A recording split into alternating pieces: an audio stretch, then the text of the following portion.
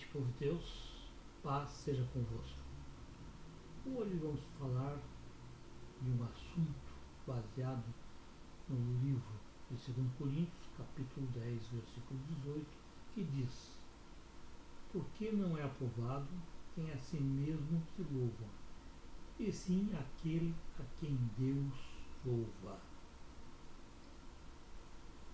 O título para essa pregação é chamado de reflexão. Deus é justo. A justiça sagrada consiste na presença do mais elevado valor espiritual ligado com pureza e ausência do pecado. O sagrado e a verdade e Deus estão intimamente ligados. São unidos. Embora Deus chame a todos para o seu reino e para a vida eterna, porém nada impuro poderá adentrar as portas do céu.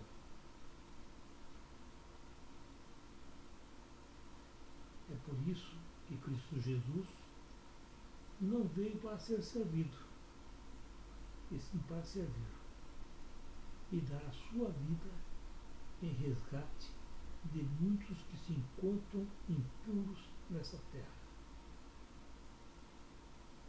Essa é uma noite de reflexão.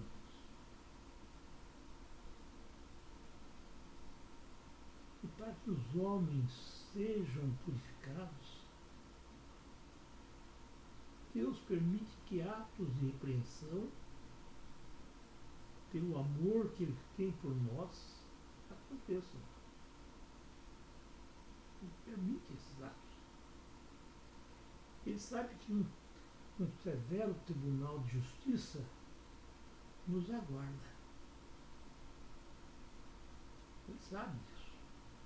E que todos que se apresentarem impuros diante desse tribunal serão reprovados.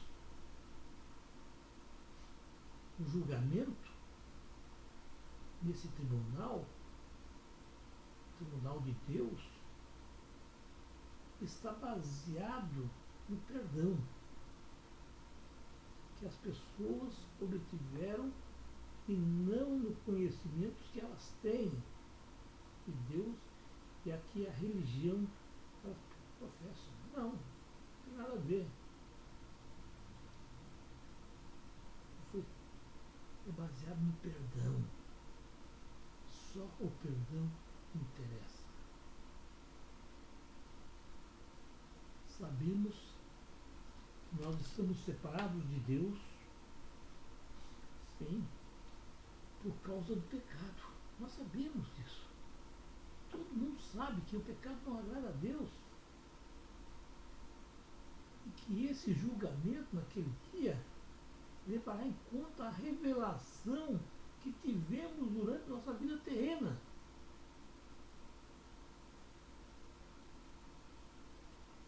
É por esse motivo, irmãos, que Cristo nos fala que os sãos não precisam de médico. Quem precisa de médico é o doente. E vai adiante, ele não para por aí. Ele fala que ele não veio nessa terra para chamar justos. Ele veio para chamar os pecadores. Os pecadores ao arrependimento. E a palavra de Deus nos adverte que muitos se aproximam dele com a boca, falando palavras bonitas, o honram, mas não com o coração.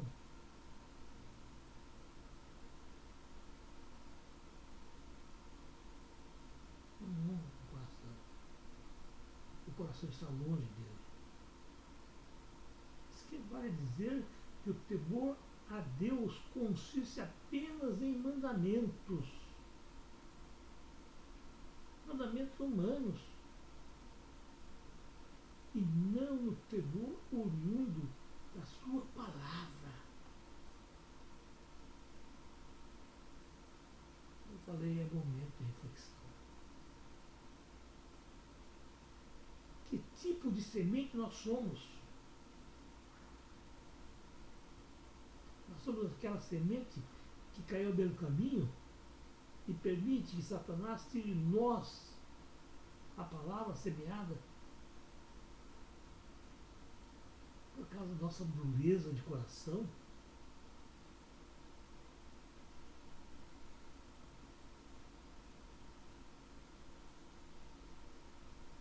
Ou somos a que caiu em solo rochoso, que recebe a palavra com alegria, mas as primeiras dificuldades que encontramos pela frente murmuramos e permitimos que todas as bênçãos sejam arrancadas de nós? Ou somos ainda a semente caída no meio de espinho? Nos deixamos conduzir pelo mundo e suas fascinações, riquezas e ambições? Ou você é aquela semente que caiu em terra fértil e vai dar bons frutos?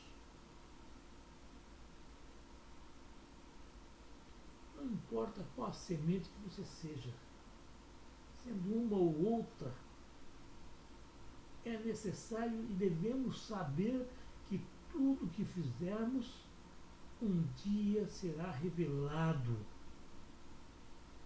E da mesma forma com que medimos hoje, nós vamos ser medidos naquele dia.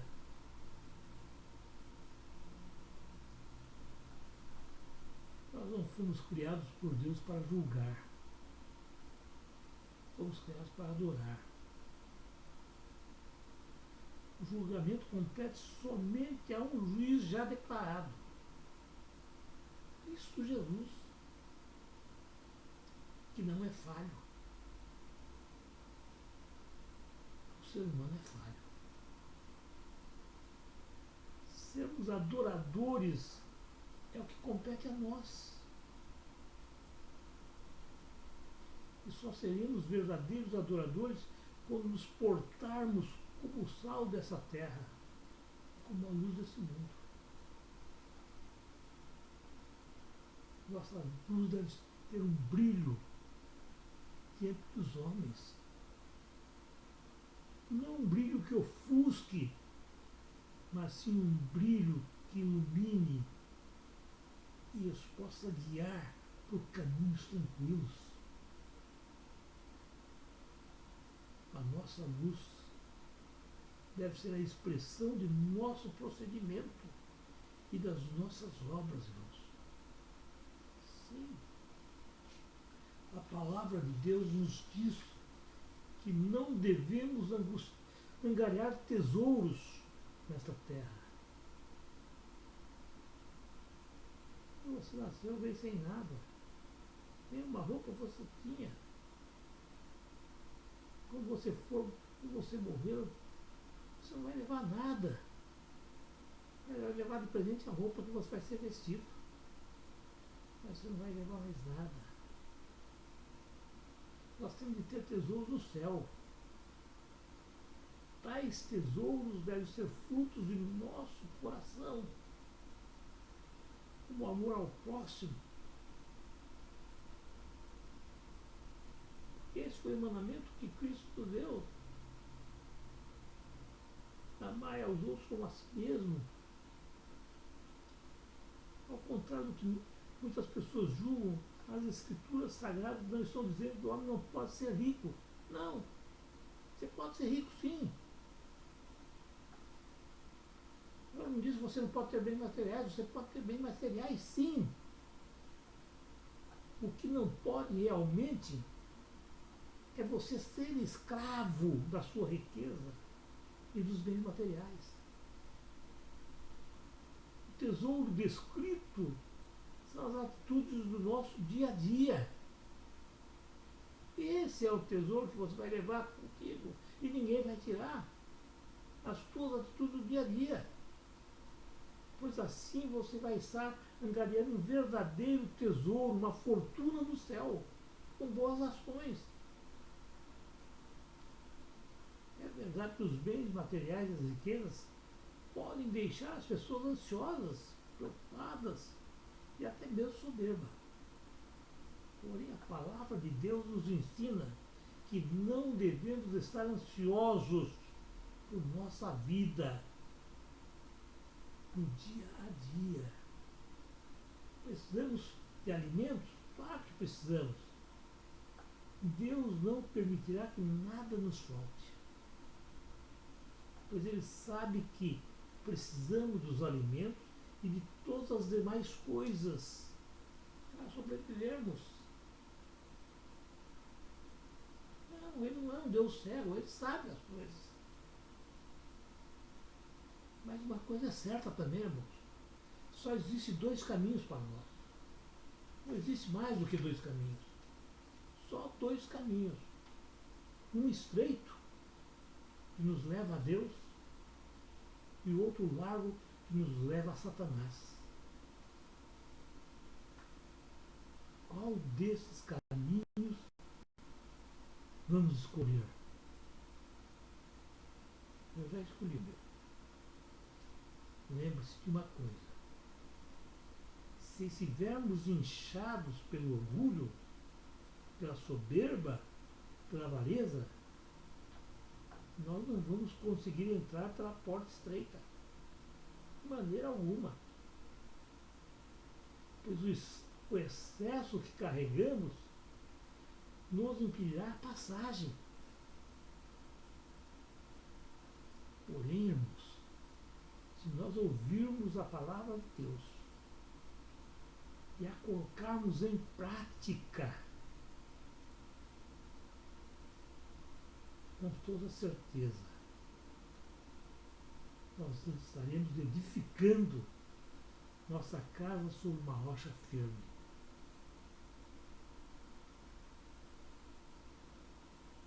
Jesus. E nada mesmo poderá fazê-la ruir.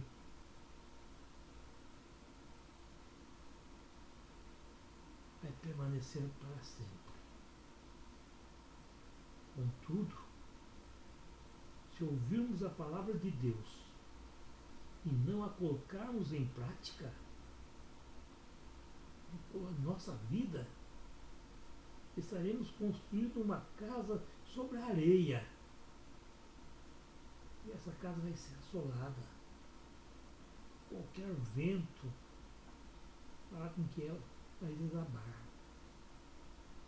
E ao invés de irmos de encontro a Cristo, estaremos realmente abraçando Satanás.